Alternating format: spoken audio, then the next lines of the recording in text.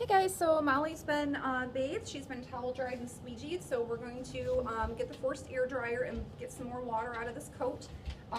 The little snood that you see her wearing is a Happy Hoodie, which is a piece of stretchy microfiber that it both wicks away moisture from the dog's head, so I have to spend less time drying the dog's head, which is usually the part they hate the most. And it also holds their ears flat down against their head. So sit, good girl, so that when I'm drying them, air isn't rushing in there. It muffles the noise a little bit too. So I also put cotton balls in her ears to further muffle the sound of the dryer, and also to soak up any remaining ear cleaning fluid that is in there from when I cleaned your ears in the tub. So I'm going to just show you a couple minutes of this. It's really loud, it's kind of boring, so there's no need for you to watch the whole drying process. I'm just going to show you a couple minutes of it so you can get an idea of what it looks like, so you can kind of hear the dryer.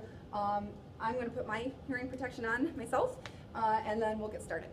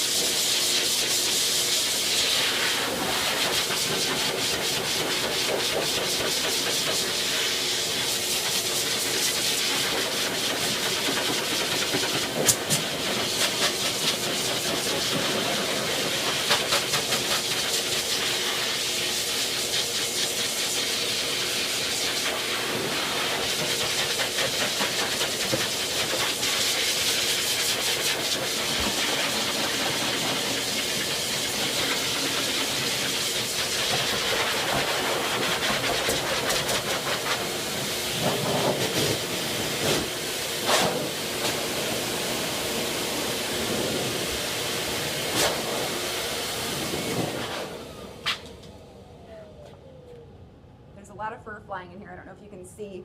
It's snowing Labrador fur, which is great. The forced air dryer really blows out a lot of that coat.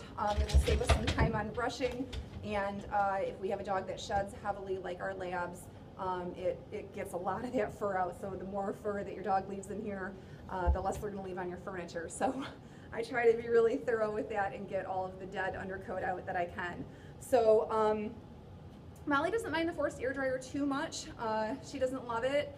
Most dogs don't, but she can handle it. It is kind of a necessary evil. Towel drying and cage drying can only do so much. This forced air dryer is powerful enough that it really blasts that water out of the dog's coat in a way that the lower volume cage dryers can't. Now, if a dog really can't handle it, if they're terrified of it, if I have muffled the hearing, or muffled the noise rather, and kind of done everything I can to soothe the dog and have them accept the forced air dryer, and they just can't, if it's just too much, I'm not going to do it.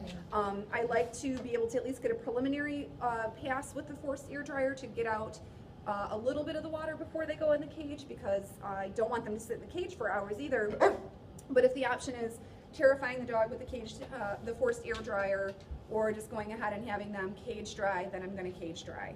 I can't clip a damp dog. I can't really even brush a damp dog because the fur doesn't lie properly, and you also risk burning the dog with the clipper blade as it heats up if there's any moisture in the coat. So it is really important that the dog is entirely dry before I start doing a brush or a haircut on them. So drying is a necessary part of the process. I can't just kind of take a swipe with the towel and then move on to the haircut.